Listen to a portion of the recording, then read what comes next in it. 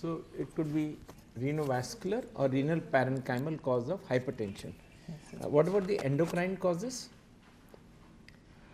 So this patient had history, he had history of headache, but there is no complaint of as such. To rule out pheochromocytoma, there is no recurrent history of any palpitation, sweating, and. But you must remember that a very common presentation of pheo is sustained hypertension. Okay. You may not get the classical what we teach of episodic hypertension, palpitation, sweating, that may not occur in pheochromocytoma. Then you mentioned primary aldosteronism. Can you tell us something about that? So, though it is less likely in this patient. It is in the elderly. Elderly, yeah. No, it causes hypertension. Other endocrine they can just add on.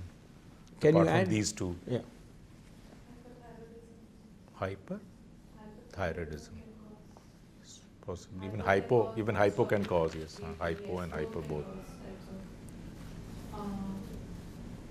Cushing's can cause? Cushing's and cons, both Cushing's.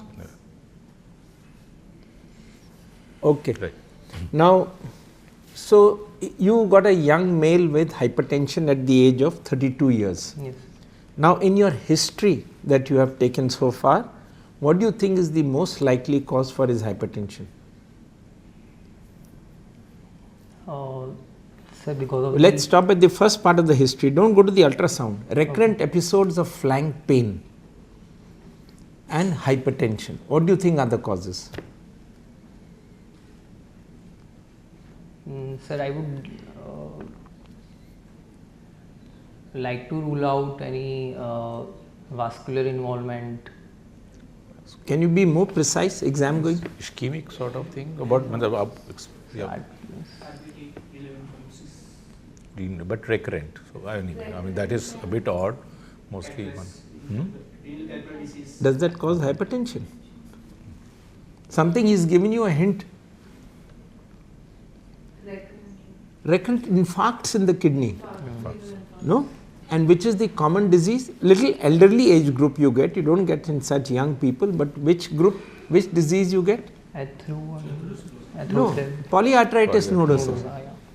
They come with recurrent flank pains and hypertension in a little elderly age group you must think of. Right. Now let's take these causes. Just to add one or two, Yeah, maybe one is called chronic pyelonephritis. They can have recurrent infections due to that flank pain, and then those patients also can land into CKD, so in a way. And other one can be a reflux disease. It's reasonably late, but it can be reflux, having some flank pain, and that is leading to the pyelonephritis. So those are also, and reflux is associated with accelerated hypertension and VUR sort of thing.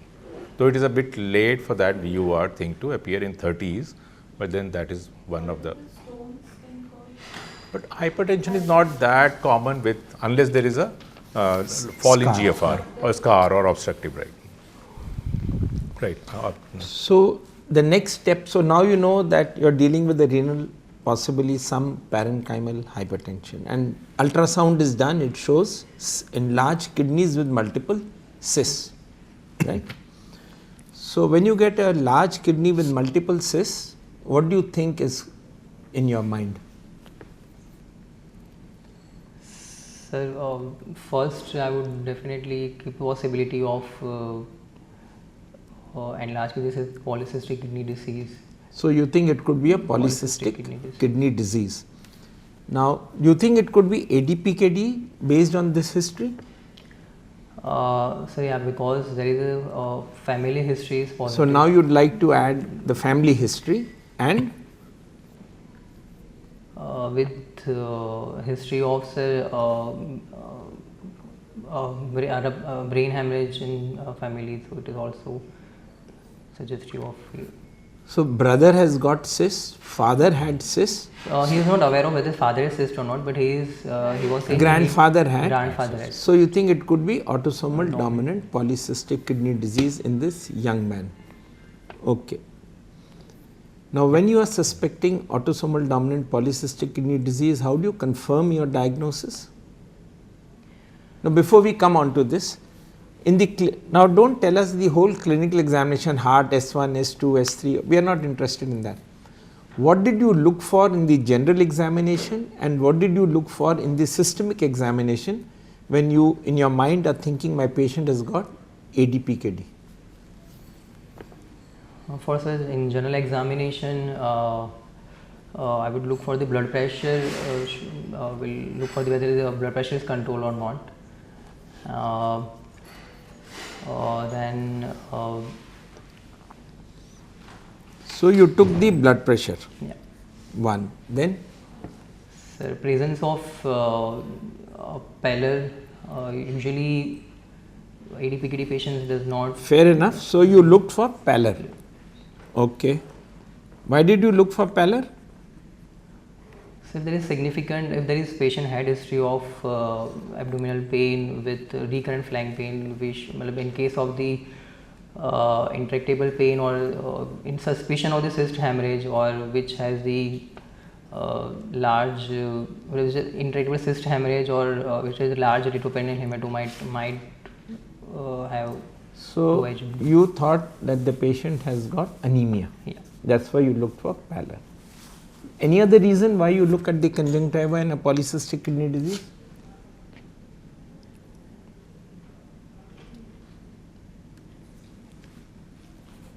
Can they have polycythemias?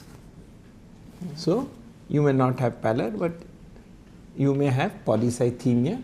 That's why you are just looking at the color of the mucosa. Okay. Then what else did you look for?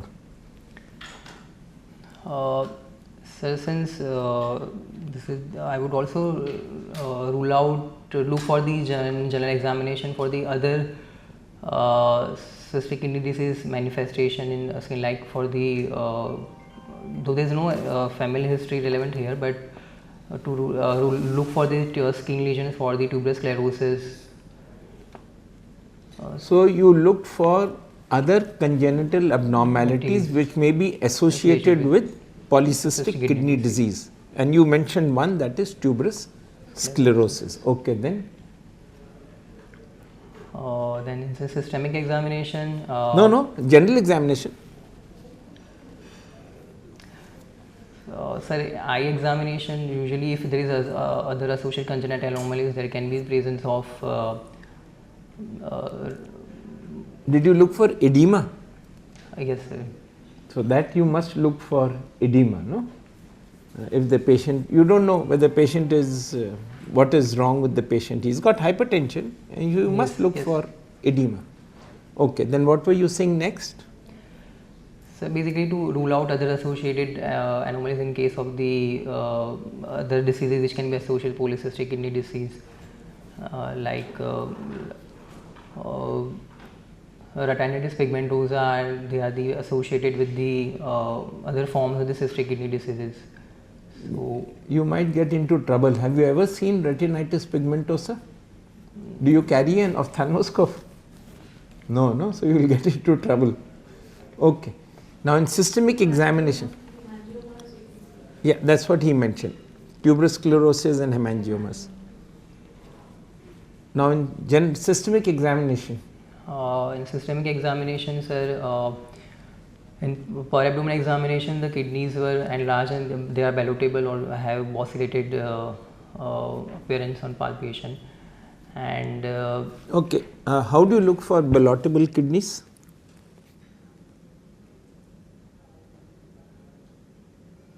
How do you, he said kidneys are ballotable. So how do you look for ballotable kidneys? Exam going.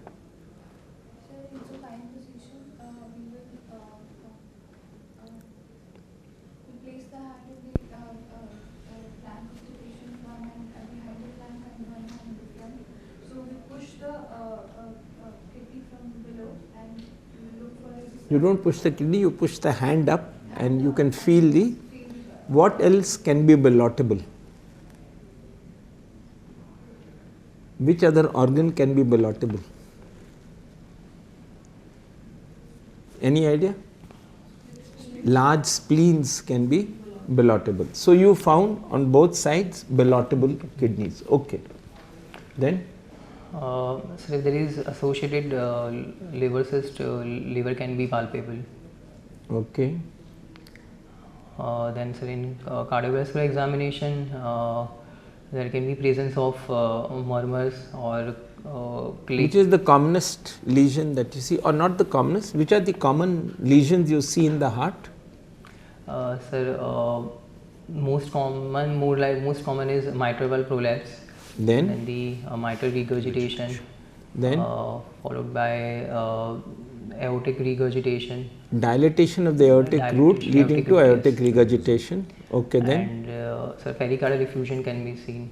Okay. So you look in the heart, you must specifically mention that these were absent. Yes. In the abdomen, you must specifically mention whether there are any ballotable masses. You don't know if they are kidneys, but in the flank you are getting ballotable masses.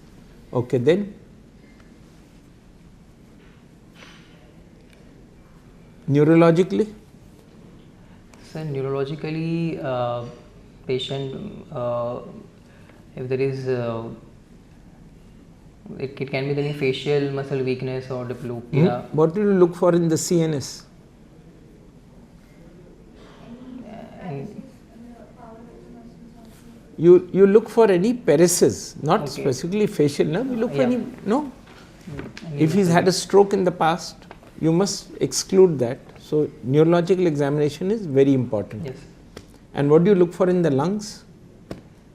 sir. Over the chest, what will you do? Sir, usually bronchitis is common, so we'll look for any crepitations or No, you are looking for signs of failure.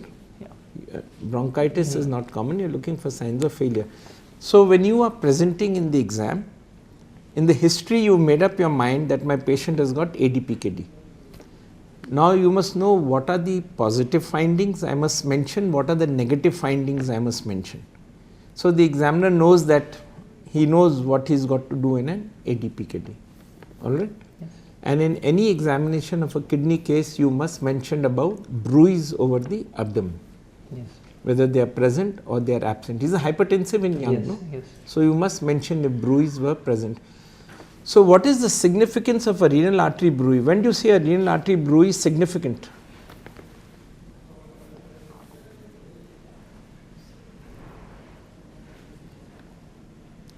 Have you all ever auscultated an abdomen for a renal artery bruise? Where do you place your stethoscope?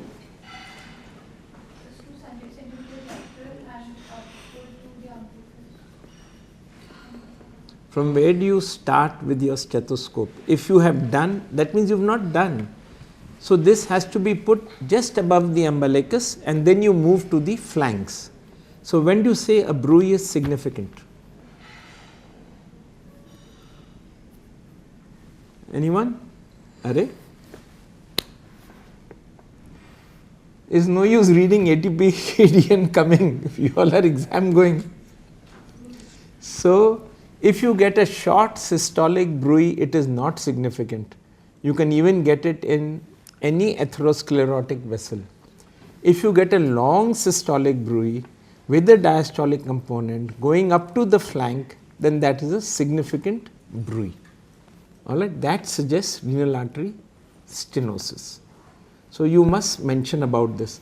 What else did you look for in the abdomen for this case? In some other organs of the abdomen, you can get cysts. No, he mentioned liver.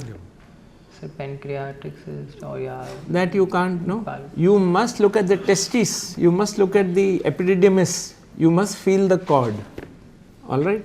Then only your abdomen examination is complete.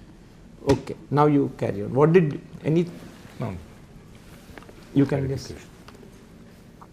Summarized. You're summarizing.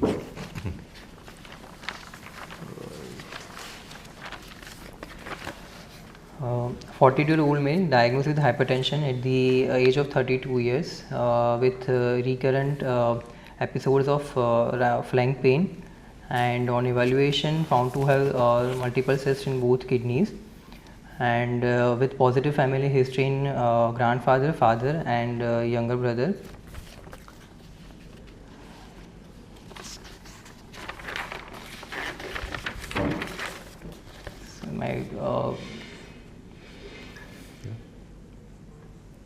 Diagnosis is chronic kidney disease, G2, native kidney disease being autosomal dominant polycystic kidney disease with hypertension. Can you tell us some investigations? Yeah, yes. Before we come to the final diagnosis, how do you Just clarification, something like those episodes of headache, what do you understand about that headache which happened say 12 years back or 2014? Sir, at the time there is The only significance, the clinical significance of that headache. Do you think it was significant or it's an incidental like sort of? So it is significant, but there is no associated complaint of any limb weakness. It was not, the headache was not in a severe in intensity. Just say maybe hypertension related headache. Headache Not, it can be. I mean, linking it with the like aneurysmal or something. Yes.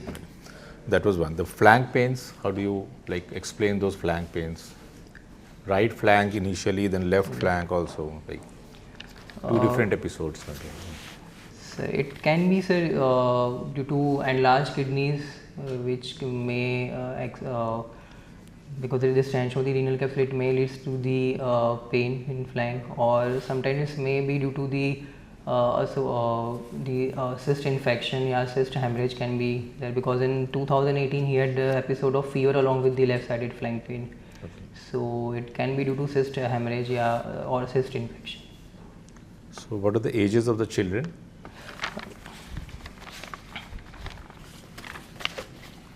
So he had 3 children. The eldest child is 20 years, male child. The second child is 17 years, female, and the youngest is 14 years, male. And currently, as per the patient, they are doing, they are good.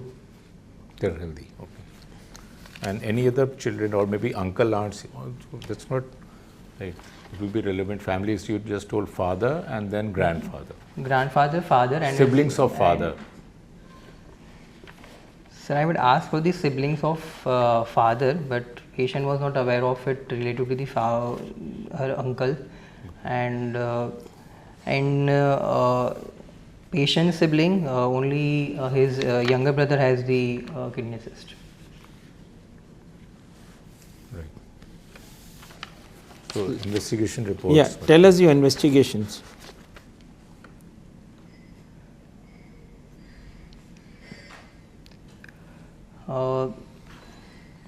Sir, in complete blood count, hemoglobin is 12.8, WBC count is 11,000, platelet 2,41,000, and kidney function, creatinine 1.1, sodium 136, potassium 3.97, calcium 9.21, phosphorus 3.52.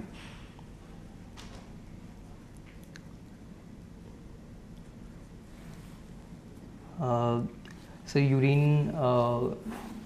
Tell us the investigations. So in urine dipstick, what I have done was, urine dipstick was normal. The protein was negative, pH 6.0. Blood WBC nitrites, ketones, bilirubin, glucose were negative. Specific gravity is 1.030. Okay. So we'll stop at that. We don't need more investigations from you. Huh? Okay. Now let's go one by one to all that you have mentioned to us. One thing you mentioned is that urine specific gravity is 1030, pH is 6, protein is negative. So how do you analyze this urine in the presence of polycystic kidney disease? He was on some treatment also, no? Yes, sir. He had taken nearly for 4 to 5 months in 2014, sir. 2018.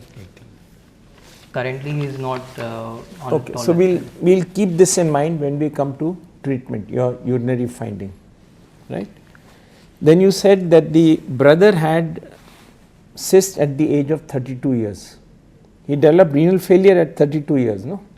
No, sir. His renal function is normal. He was diagnosed with this kidney cyst when he was at the age of 32 years. The patient's brother.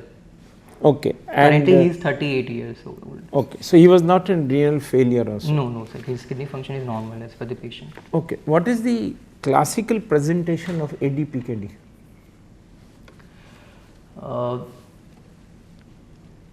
Sir, usually they remain asymptomatic till the second or third decade of the life, and usually hypertension is detected mostly in third to fourth decade of the life, and followed by the fifth to sixth decade there may be gradual decline in the GFR, and nearly 50% of the patient reach to ESRD before the age of 60 years.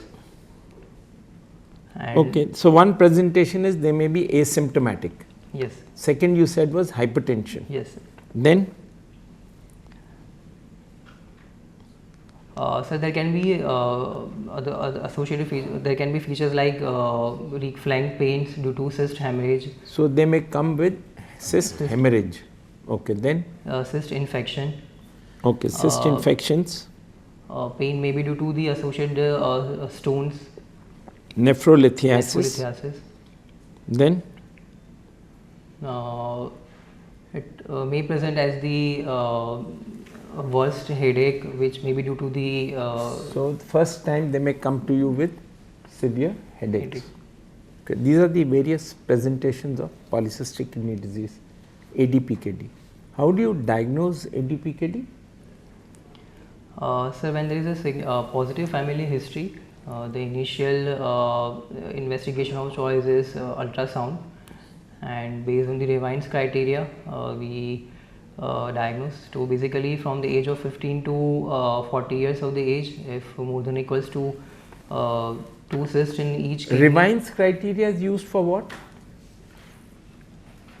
ADPKD 1 or ADPKD 2, or when you don't know what is the gene? So this criteria has been modified, no? Okay. So what is the modified Revine's criteria? Let one of the exam going answer. Yeah. Come, make an attempt.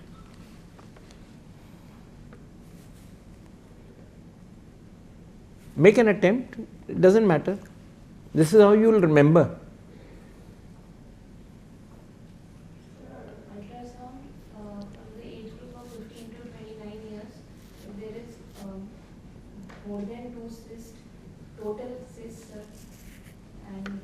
More than 2 or 3? In modified it is more than 3, sir. And, so we don't know the genotype in this, no? We don't know the gene involved. So let's go by this. So more than 3 cysts? And from 30 to 40. 3 or more than 3? More than 3, yes, sir. 3 or more than 3, sir. Either in one or both the Both kidneys. the kidneys. Okay, then? Then from the age group of 30 to 45, sir, Go a little higher. 49. Okay, 40 to 60 years, sir. There will be more than 4 cysts in each kidney, sir. No, that is beyond that. Okay. So before that there's one more. 2 cysts in each kidney. So there are 2 age groups, no? One age group is up to 30, the other age group is up to 49, and then 50 and above. That is the modified criteria. So in other words, you can have cysts only in one kidney if there is a family history of polycystic kidney disease. Okay. This is the classical presentation is multiple cysts, both kidneys are enlarged. What are the atypical manifestations of cysts in the kidney in polycystic kidney disease? So it can be only a unilateral cyst. One. And the Good. cysts are of the varying size. Yeah. And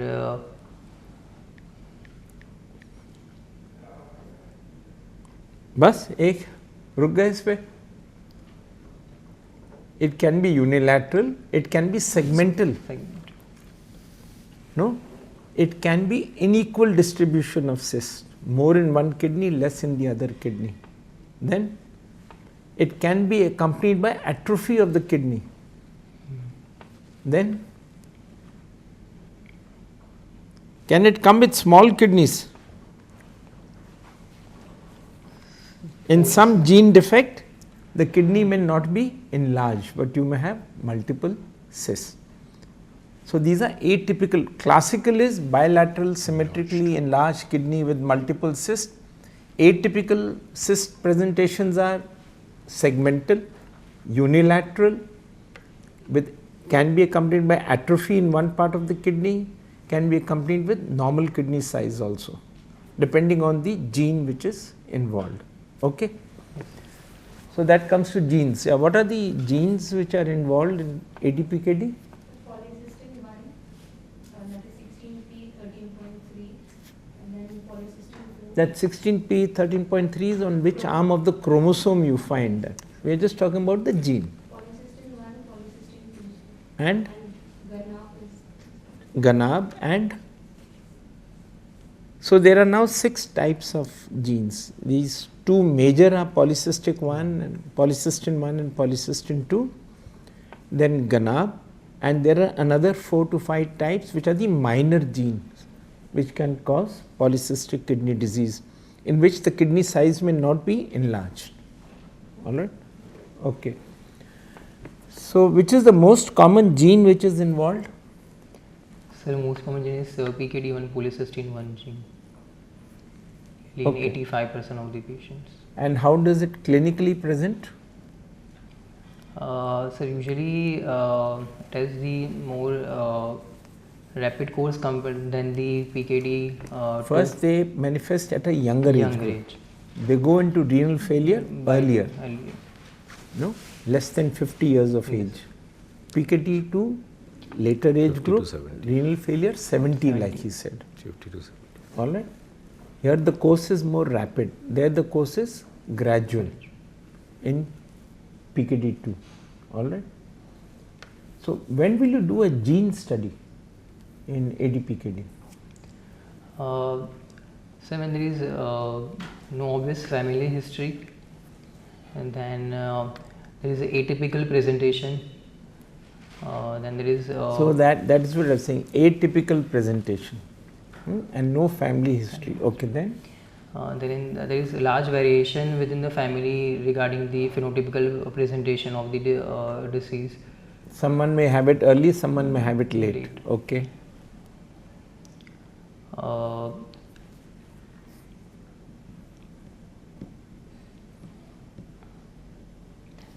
In case of the if we are planning for the transplant in live related donors.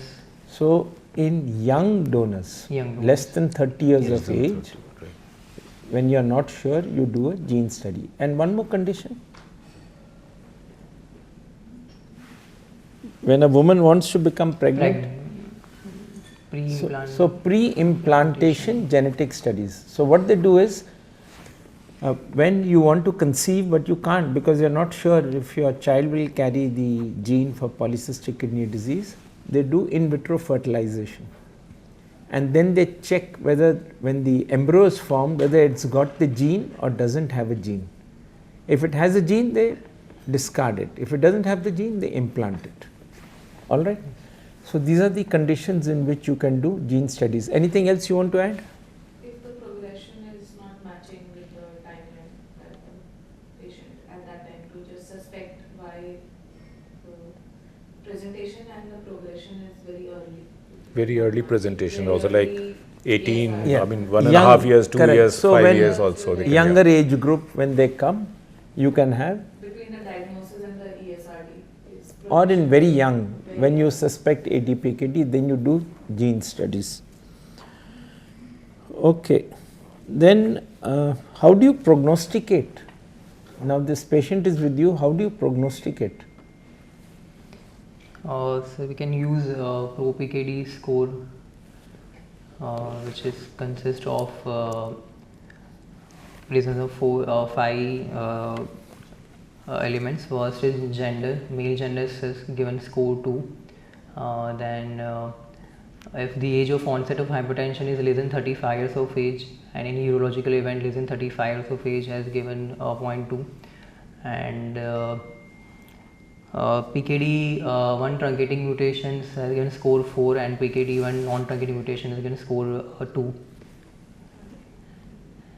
And No, that's all right. One is pro-PKD score. What is the other score? so other we can get the height adjusted total kidney volume by MRI or CT, and we can. What is that called? What is MIC? So Mayo imaging classification. Mayo's imaging classification. So what does it show? So basically it shows the height adjusted total kidney volume and the its effect and these its cyst growth over the period of years, and if it is rapidly enlarged kidneys which associated with the rapid decline in the GFR. So which Mayo's classification, from which, how do you grade it in Mayo's? Sir, it is 1A, B, C, D, E. So when do you start chemotherapy, medical therapy for? Sir, from 1C. From 1C onward, because these are going to progress faster. Yes. That's why you want to start treatment. What is that ABCD? So that is based on the average growth rate per year. So it is less than 1.5, 1.5 to 3, 3 to 4.5, 4.5 to 6, and more than 6% per year. What is this percentage? Percentage per year. Fall in GFR. No, volume, increase in volume. Increase in volume. Okay, my error. Is it one kidney, both the kidneys together, total So kidney it is volume? total kidney. It measures, but it includes the total kidney volume. So it includes both kidneys. You want to say something? Along with proteinuria and other factors, if you were asking about the progression. What are the other factors apart from like MIC is one. Yeah, apart MIC from is these one. two scores, then when do you say it's got a bad prognostic factors in a polycystic kidney disease?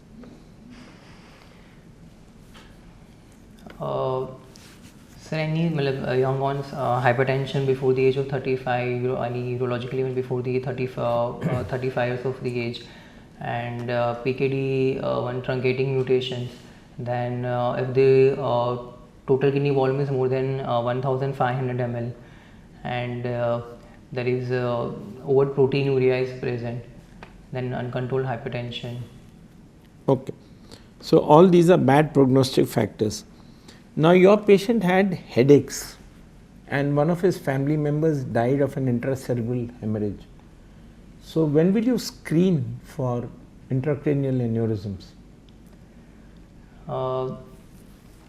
Sir, in case of the positive family history, it should be screened at the initial episode.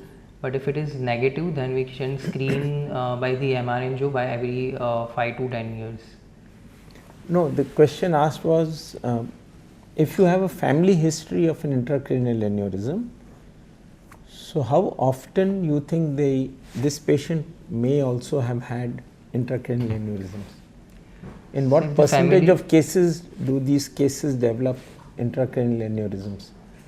So if the family history is positive, then nearly 26 to 30% of the patients may have the intracranial aneurysm. So that is why you must screen if the family history is positive. Suppose you do find an aneurysm, then what will you do? So basically, sir, we first will see the size of the aneurysm. Yeah. Because based on the size, it may be conservative or surgical management. So if the aneurysm size is between less than 7 mm, usually conservative management is sufficient. But if the aneurysm size is more than 10 to 12 mm, it requires surgical clipping of the aneurysm. Okay. Now your patient had flank pains, and what do you think was the cause for flank pains in your patient?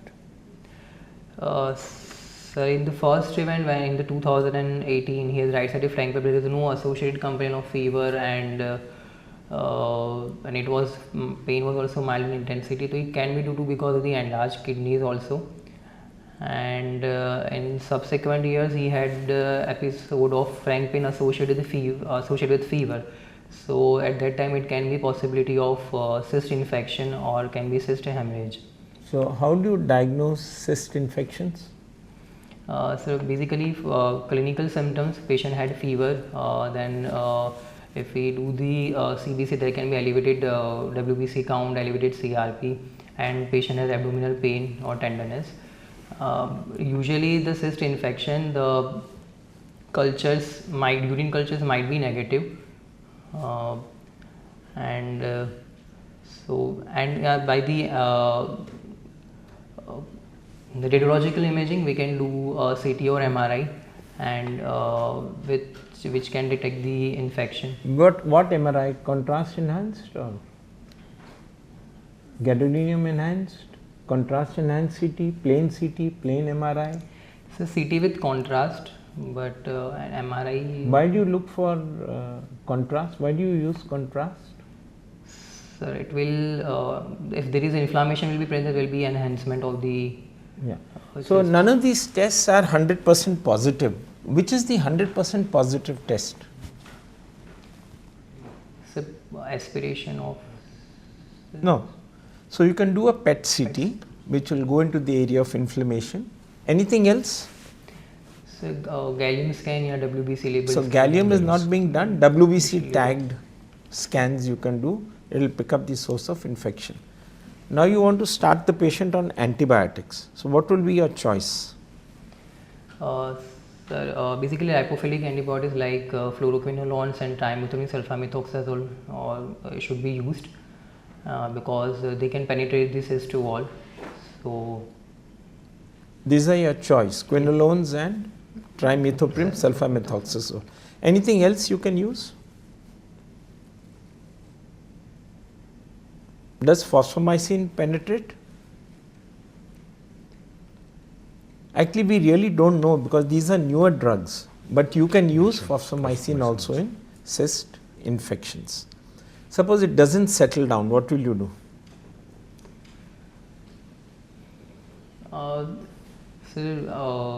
Ideally, as per the KDU guideline, antibiotics should be given for 4 to 6 weeks. Yeah.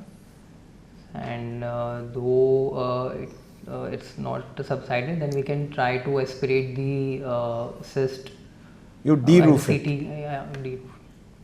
No, and aspirate the whole thing. Okay. Now you have this patient with you, and how will you manage this patient now?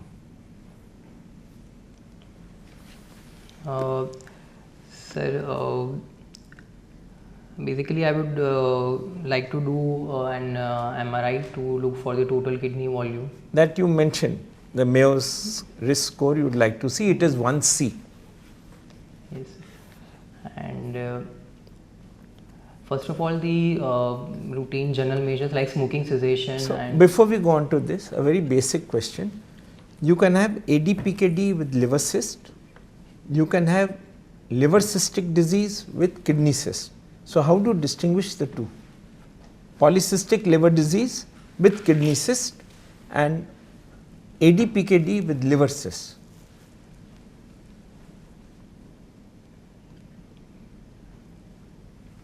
Anyone? Yeah, there are different mutation in different genes. yes. Right? So that is what you must keep. It's very important to distinguish between the two. Then we mentioned one more thing of ADPKD in the young age group. How does it differ from autosomal recessive polycystic kidney disease? Because when you get multiple cysts in a child, you are not sure it is ADPKD or it is autosomal recessive. So clinically, how would you differentiate? One she said gene studies. When atypical presentations, you do gene studies. Anything else? Suppose it is autosomal recessive. What do they classically present with? So they usually have congenital hepatic fibrosis. Yeah, so they have hepatic abnormalities which predominate in these people. So that's why you want to do gene studies. That is my patient having ADPKD or autosomal recessive. All right. Now coming back to your management. So it is 1C. Now this patient is sitting with you with a BP of 130 by, what did you say was the BP? You mentioned some BP reading. So at that time, the first index event, he has a blood pressure of 170 by 80. Yeah, but now it's 130 by 90. Okay. Now start your management. Sir, for routine general measures should be that since he is tobacco chewer since last 15 years. So I would strongly recommend for the cessation of the tobacco. Then the Cessation of? Tobacco, sir. Tobacco, okay. Then restriction of the salt in diet. So salt restriction. How much do you restrict it to? So less than 2 gram per day. That is of sodium. But Salt salt is how much? 5 gram per day. Okay. Then sir, moderate intense exercise 150 minutes per week. Then and sir, medical management, since he is in class 1C and currently his GFR is in place under the G2, creatine is 1.2. So I would like to start him on tablet tolvaptan. Oh, before that, would you like to control the blood pressure? Blood pressure, yes, sorry. Yeah. So what is? Let's ask them. What is the target blood pressure in polycystic kidney disease? 110 by 70. Yeah. And which drug would you like to use? ACE or ARBs. So you'd like to put the patient on ACE or ARB. Okay. Why do we prefer ACE and ARB? So because the cause of hypertension is mainly because of the RAS dependent. So that's why you want to use that. Okay. So you put him and you get a standardized blood pressure reading of 110 by 70 you achieved. Next. Now you told me the urine specific gravity is 1030. So would you like to correct that? So basically in ADPKD patient there is loss of concerning ability. So but 1030 है तेरा specific gravity. It's 010, sorry. No, let it be 1030, it doesn't matter. Specific gravity is 1030. So what do you want to do about it?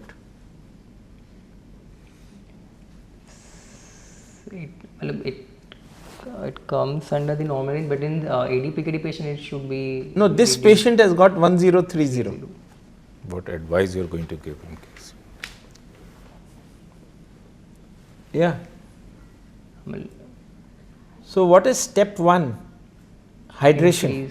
Water intake. So how much do you hydrate your patient? It can be 2 liters, it can be 4 liters, it can be 6 liters. So how do you decide how much to hydrate your patient? By looking at urine osmolarity. And how much do you aim at? 280 to. So less than 280 should be the urine osmolarity. Okay.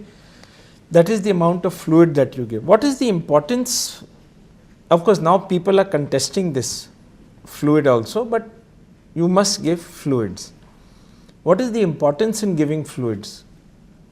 So he drinks 2 liters at breakfast time and then whole day he is not drinking fluids. Is that correct or wrong? It should be, sir, over the period of 24 So hours. it should be distributed in the 24 hours that he is having fluid. And why do you want to distribute it?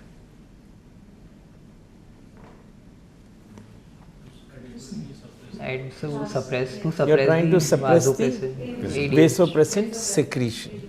Okay. So fluids. Now you've controlled the blood pressure, you've controlled the salt, you've given fluids, you've given telmisartan. Next step.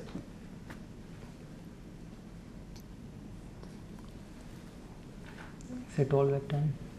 No, before that, many more steps before tolvaptan.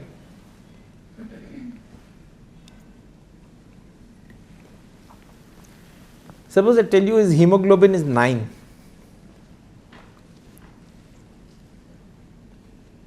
So usually it is not seen in ADPKD patients, a low hemoglobin. His creatine has crept up to 3 or 4 and hemoglobin is 9.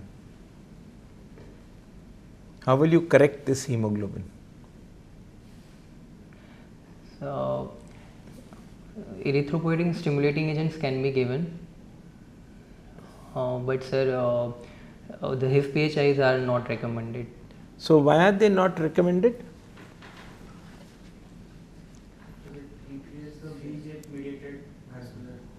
They increase the growth of cysts. So that is the point that I wanted you to remember, that HIF inhibitors are not recommended. He is passing a little bit of protein in the urine, about 200 milligrams or 300 milligrams, he is passing protein. So would you like to use an SGLT2 inhibitor? No sir, because Why? in ADPKD patients, because if there is glycosid, there increased risk of the cyst infection, and it also had an effect of the. So as of today, we do not have a guideline on the use of SGLT2 inhibitor. It may come in the future, but as of today, KDIGO does not recommend use of SGLT2 inhibitors in PKD. Okay, then other treatment that we do for CKD, how does it differ in PKD?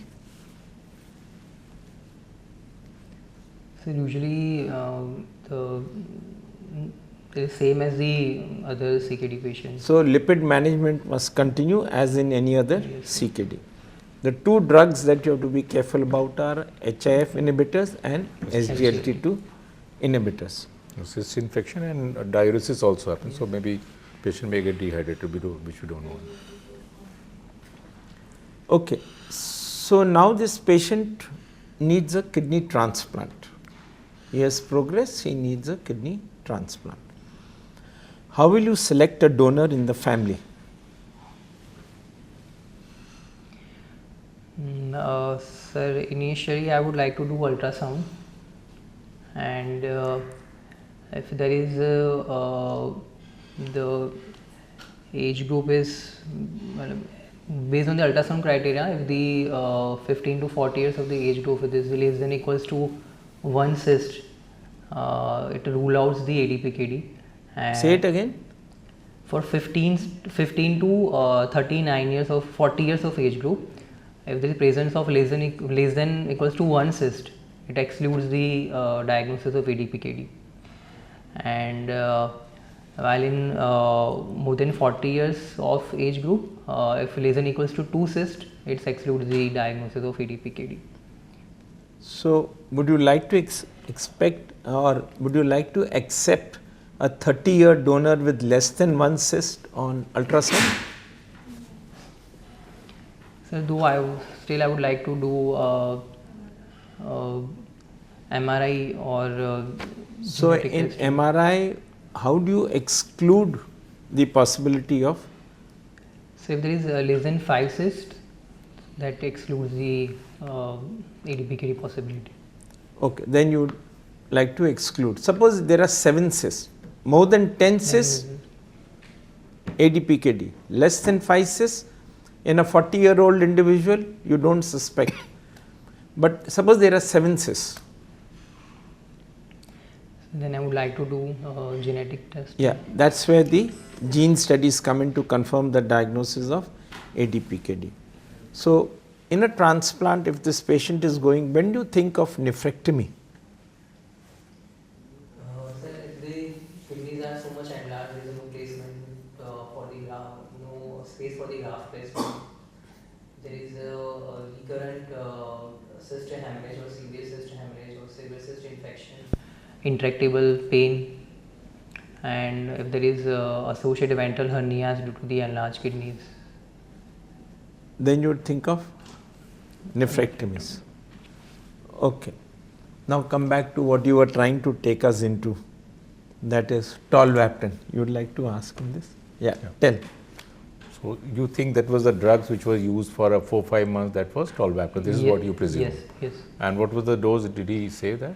Sir, I had asked on direct question, he said that initially it was started with 15 milligram twice daily, but later the dose was increased, but he was not able to exactly tell me at what dose he was taking, but he stopped by himself after 4 to 5 months because of the increased thirst and increased frequency of urination. So these are known side effects, adverse effects. So what are the other adverse effects commonly seen for this tolvaptan?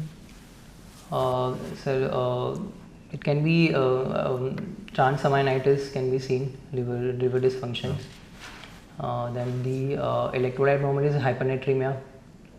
And how frequently do you test for transaminitis?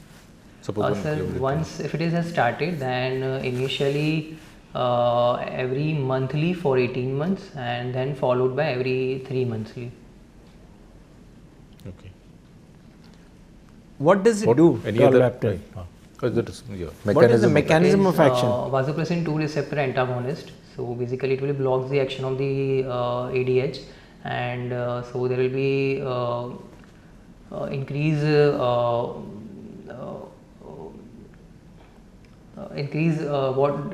water excretion from the kidneys. So free water excretion will be more. So with that, and that will decrease the cyst growth. okay. So what is the recommended dose schedule for this tolvaptan? So to begin with, it should be started with 45 mg morning dose, and after 6 to 8 hours of the first dose, evening 15 mg dose should be given, and then it should be titrated as per the patient's profile. After 1 week, it should be titrated by every 15 milligram morning and evening dose. And so the maximum dose that is as per the guideline is 90 and 30, 90 in morning and 30 in evening. Right. And how long you are going to give this? Sir, it can be given up to the age of 55 years, or the GFR is more than 25 ml per minute per 1.73 meter square. Okay. And any other, like you want to stop at some point? One is GFR, right? Any other reason that you have to stop it? So once if the patient is having any illness, like there can be the presence of any diarrhea or fever, and when the patient is in a long travel journey like in flights, so at that time we should advise to stop, not to take during that time. Okay. Pregnancy, lactation, and pregnancy, also, right? lactation, yes. What are the other drugs you can use in ADPKD? So as per the newer drugs which can be used as somatostatin analogs, like octreotide, lacirotide, and when do you use those drugs? so basically they are used in patients who have the more component for the polycystic liver disease rather than the kidney cyst, and One, and second is when they have marked volume related symptoms. It's a class 1B indication in KDIGO. No? What are the other drugs which have been used and given up? So metformin. Yeah, then Then thiazides. okay. No, they have been used and given up. They are not to be used anymore. Only two drugs now we know, that is your tolvaptan and somatostatin analogs.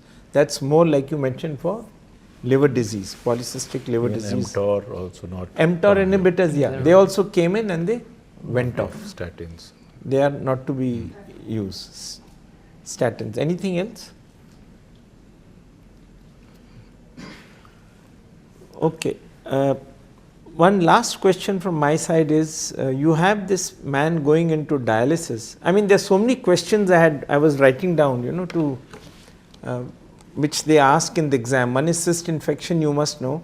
Second one is cyst hemorrhage. The third question, you must know how to handle nephrolithiasis in these patients with polycystic kidney disease. What is the difference in their management? So these are the three things they will ask you. Then they'll ask you about gene studies. You must not only know the three common genes, but even the minor genes. And in normal size kidneys, you can have ADPKD. not be always large size kidneys. The role of genetic studies you mentioned, how do you prognosticate you mentioned, how do you screen, that also you are aware of it, and choice of dialysis. Suppose you have to dialyze this patient. If there are questions, I'll just go with it, yeah, because dialysis will come. Like, sis, what is the origin of the cyst, the site? Which part of the kidney or the glomeruli or the tubule part? Basically, it can affect any part of the kidney, but usually it arises from the distal collecting duct, distal glomerular collecting ducts. Right. And how do you differentiate? Can we differentiate? There are other differences between which part? So, if it is arises from the proximal convoluted tubule, there will be non-gradient cysts, and if they arises from the DCT collecting ducts, there will be the gradient cysts. Right. How do you, I mean, gradient versus non-gradient? So, Cross 1 or 2 points maybe. Gradient cysts have the tight junctions, like in case of the collecting ducts, and so there will be less sodium within the cyst fluid. While in the case of the non-gradient cyst, there are the leaky tight junctions, so there will be more amount of the sodium in the cystic fluid. Right. More towards urinary type or more towards a serum type, sort of, like gradient and non-gradient. Right. What are the, I mean, important trials that you know of in polycystic kidney diseases? Sir, in 2006, CRISP gave knowledge regarding the height adjusted total kidney volume and related to the EGFR loss, and in 2012 Holt PKD which gives the importance regarding the control of the hypertension. That is, BP target should be 110/70 with ACE inhibitors or ARBs, and in 2014 Tempo 3:4 trial for the tolvaptan. What was that, the basic Tempo? So it basically the study population was 18 to 55 years of the age group with EGFR more than 60 ml per minute, and they used tolvaptan in 3:4 ratio, and the 45 15 30 60 30 90 30, and so on evaluation of the three, it is prospective study for 3 years, and after the 3 years it suggestive of that the in the study group there is a decline in the total kidney volume as well as the fall in EGFR. Was it significant for difference or? Yes, it is significant. Both. Both. So it was around, I think, 2.8% and 5.5%. The difference, the size increase was there. Placebo. This is a placebo control. Yes, yes. It's a placebo controlled trial, 2:1. And the other one? There was a reprise trial in that they have used, they've included the elder population with the less EGFR, and it also showed the decline in the total kidney volume and fall in EGFR. So dialysis now. Yeah, so you have a choice of dialysis in these patients. What would you prefer? Sir, as per the, I would give brief detailed explanation regarding the hemodialysis and peritoneal of the patient, and as per the patient choice, this can be either can be used, either can be utilized, and be careful to exclude ventral hernias before you decide, and massively enlarged kidneys you cannot use it. Fair enough. I think we can close it. This virtual situation, I have one patient, so I'll just come to that. She is a lady right now, 42, married, no issues, no children, right? So her one sister, elder sister, is on dialysis in Kolkata, and father had polycystic kidney disease, ESRD, had a transplant in Kolkata only, and he lived for around 10 years. He died. The patient, index patient, which is there, was diagnosed close to, she's in my follow for around 13-14 years. Initial 7-8 years she was on dialysis, doing reasonably well except for the recurrent hematuриas like she was having, and one of the pain also. So she had a pre-transplant nephrectomy, one of the kidneys, because of the she was having recurrent pain, and one of the kidneys was removed. Not even in transplant, generally only unilateral nephrectomies are done just to make a space and all. There is no need for bilateral. So that was also done, and after around 3 years of that nephrectomy, finally she had a cadaveric transplant, which was in 2020. She is doing pretty well. So 2020 she had. Now she will come every time she comes to me, like whether she can conceive. So that is the question now. So it's a virtual or it's an actual patient, not a virtual story. It's a actual patient. So what advice you're going to give? The graft function is entirely normal. It's around 0.86, 0.96 the serum creatinine, and she is doing pretty well. Hemoglobin stable. She is borderline, you can say obese, around 30 to 30 around she will be having the BMI, around 30. Regarding conceiving and having children, right? So definitely we should give the we should counsel. She is now 38. She is 38-year-old now, because she had 32 at the age of 32. She had a transplant. Now she is 37 around. So basically, we'll explain her regarding that since it is autosomal dominant disease, so there is 50% chance of involvement of the offsprings, and 50% offspring can be do not have the disease. Right. And if she is so much concerned regarding the disease in her offspring, we should advise for the pre-implantation genetic testing, and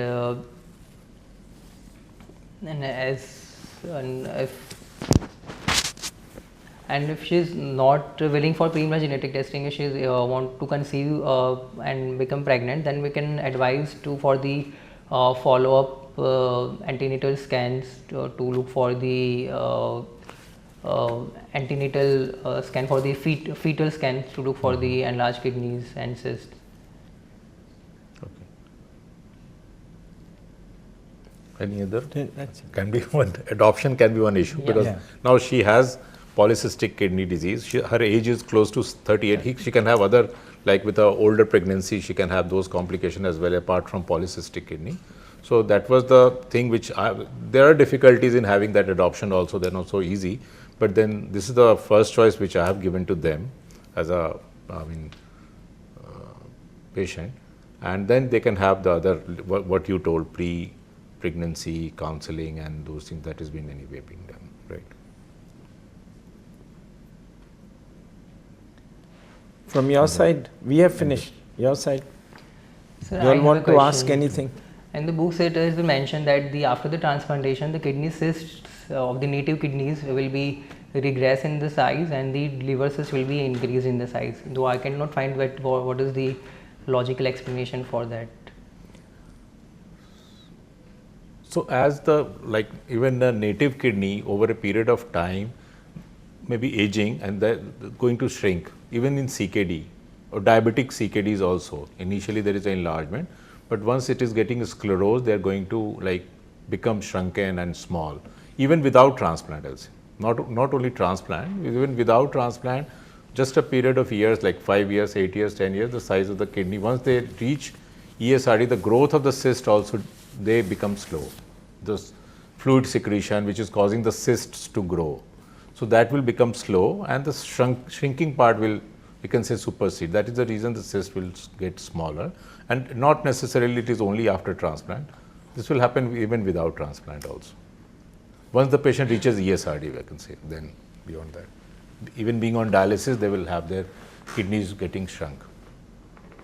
One food for thought for you all. How do you distinguish ADPKD from multiple simple cysts?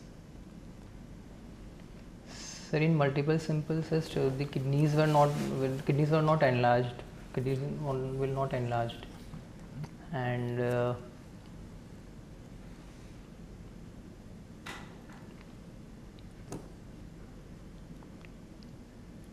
Cysts maybe are usually cortical.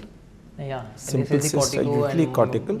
equal distribution cortex and medulla. Yeah, the numbers may not be as per the diagnostic criteria of ADPKD, And the last thing is the gene studies will be negative. Later onset also. They will generally, the Sinai Yeah, cyst. that's a good point. Late onset. If the They are cyst comes coming at much 30, later compared to the other cysts. Okay. Should we call it a day? Thank you. Thank you. I think you are well prepared, at least for this case. No? Good.